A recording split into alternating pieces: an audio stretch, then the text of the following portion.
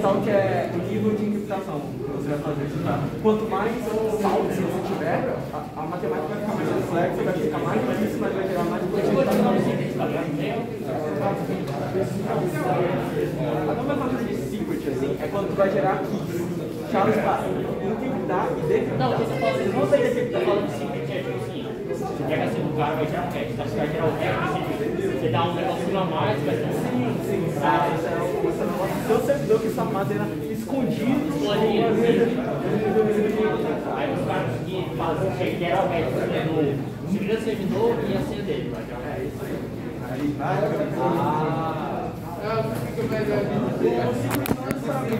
Secret não é necessário. É mais que se o usuário botar assim, 1, 2, 3, 4, 5.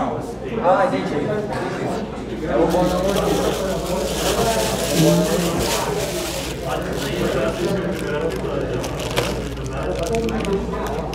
Ah, sim. Só porque é tipo assim, ó, só porque a gente consegue achar padrão dentro do caos, não quer dizer que o caos vai ser.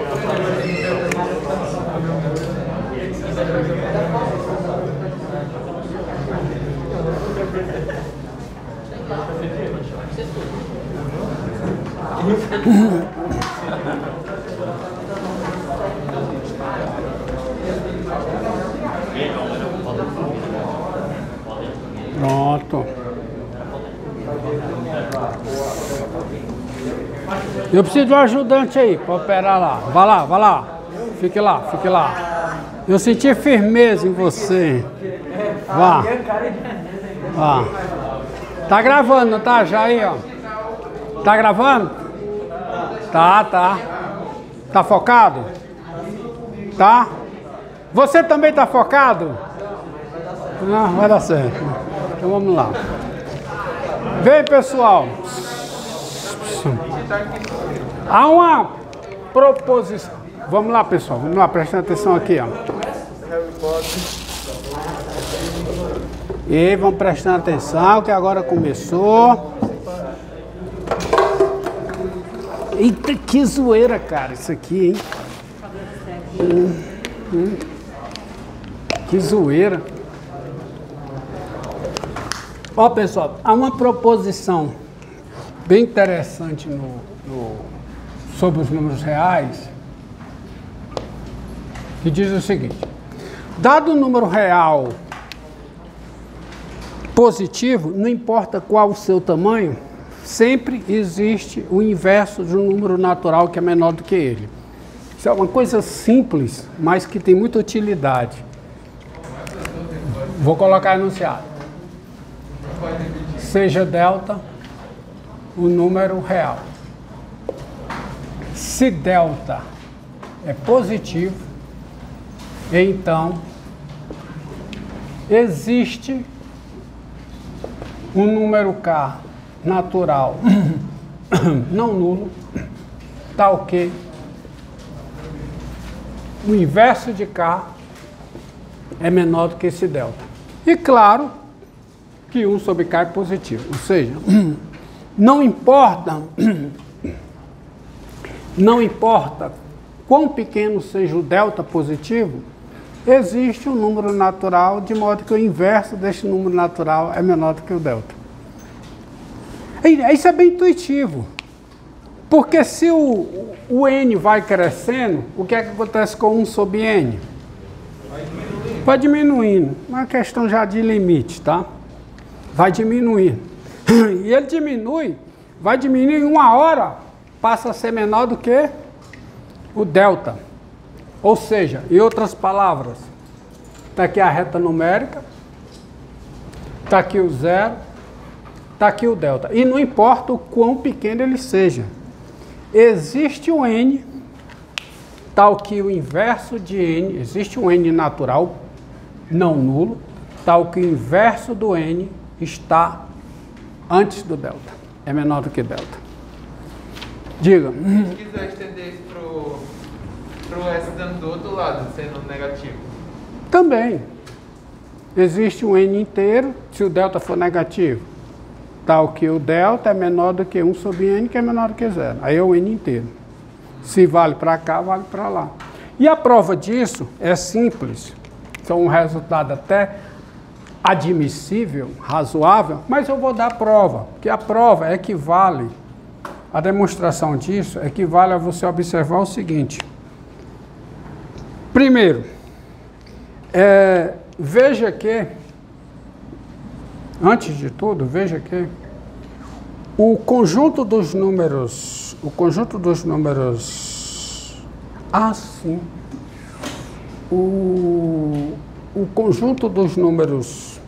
positivos, quer dizer, o intervalo 0 mais infinito, conjunto dos números reais não negativos, tá?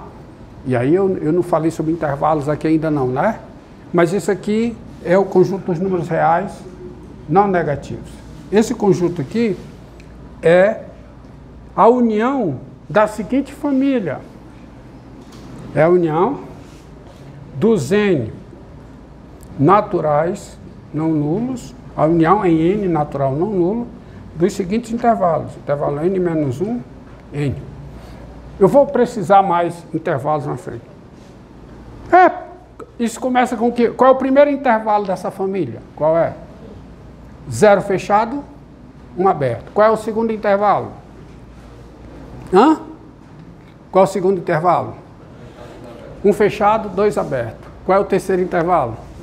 2 fechado, 3 aberto. Então você vê que quando você pega a união de todos eles, dá esse intervalo, tá?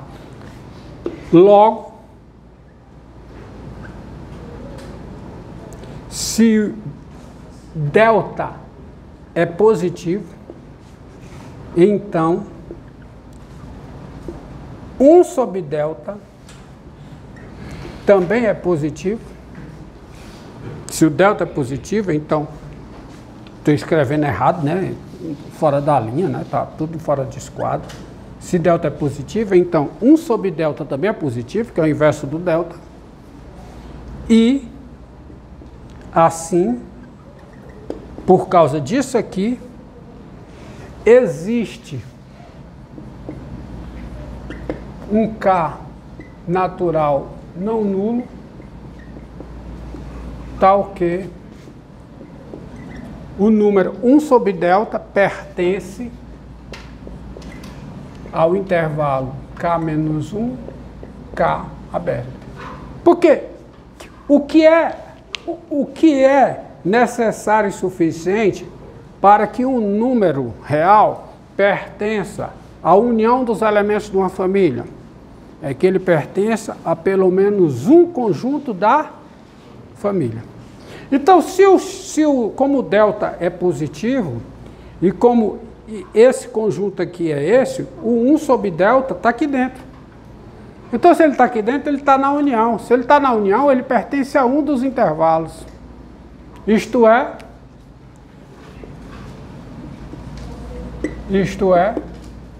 o 1 sobre K não, desculpe. 1 sobre delta. Professor, É 1 sobre delta. esse usão aí como... É a união. É a união dos conjuntos indexados pelo... Você tem I, você tem uma família de conjuntos A lambda voltando. Já vi isso aqui, você tem que estudar. Lambda pertence a uma família indexada pelos elementos do conjunto I, família de conjuntos. Então, você tem a união de A lambda, com lambda pertencente a I. Quem é isso? É o conjunto formado por cada elemento que pertence a pelo menos um dos conjuntos. É a definição. E o que é a interseção dos A lambdas? Lambda e I, desculpa. E o que é a interseção dos A lambda com lambda pertencente a I? O que é? É o conjunto formado por cada elemento que pertence a todos os conjuntos da família. Tá? Então aqui eu tenho a união. O 1 sobre delta, de novo que eu fiz uma lambança ali, né? O 1 sobre delta é positivo, então 1 sobre delta está nesse conjunto. Mas esse conjunto é essa união. Se 1 sobre delta está nesse conjunto, está na união, são iguais. Então ele pertence a algum intervalo, ou seja, existe um K tal que 1 sobre delta pertence a um intervalo da família correspondente a esse K. Isto é, o K menos 1 é menor ou igual a quê? A 1 sobre delta, que é menor do que K. Mas se 1 sobre delta é menor do que K, eu multiplico os dois lados dessa desigualdade por K delta. E o que é que você obtém? 1 sobre K vai ser menor do que delta. É só multiplicar essa desigualdade aqui por delta sobre K, desculpe. Delta sobre K. Se você multiplicar essa desigualdade por delta sobre K, você vai ter 1 sobre K aqui menor do que delta. Então tá aí. E é maior do que zero. Né? Então tá aí a prova, acabou. Vou mostrar só vocês. Existe esse K, tal que 1 sobre K é menor do que delta. Isso é um resultado extremamente importante, simples de admitir, simples de demonstrar. É só você observar isso aqui e ele é muito útil. Mas eu estou falando de intervalos e eu não precisei para vocês os intervalos da reta. E é importante precisar algumas coisas sobre intervalos, tá? Primeiro, vou ser bem rápido, tá? Dados, não dá para escrever um preto que sai azul, cara, fica complicado, né? Me deram um pincel com, ó, bora ver aqui. Agora está saindo, cor preta. Então, dados A e B reais com A menor ou igual a B. Isso são os intervalos da reta. Por definição, quem é esse conjunto aqui? Isso aqui denota o quê? Isso aqui denota um conjunto de números reais. Que conjunto? É o conjunto formado por cada x real, tal que x, e eu vou enfatizar, não vou colocar direto não, para você entender o que é. Tal que x é maior que ou igual a A, e x é menor que ou igual a B. Isso é um intervalo fechado com extremos A e B. Fechado no A, fechado no B. Que você representa, tem uma forma alternativa. Quando você tem isso aqui, x maior que ou igual a A e x menor que ou igual a B, você representa assim. De forma até intuitiva, né? Menor ou igual a x, menor ou igual a B. Tá? Você tem esse conjunto aqui. É o intervalo de extremos A e B, aberto no A, fechado no B. Isso aqui denota o quê? O conjunto formado por cada x real, tal que... Ó como o cálculo é fácil, ó. Coisa mais fácil do que isso, ó. Tem coisa mais fácil do que isso? Aprender isso? Não tem. Acabar dizendo que cálculo é difícil. Tá? Então... Hã? Então, isso aqui é o quê? Opa! Vai operando aí. Faça o seu trabalho. Tá? Senão você não recebe. Tá, o que? X é o quê? Assim, vou aqui para frisar, tá? Para frisar, x é maior do que a e x é menor que ou igual a b.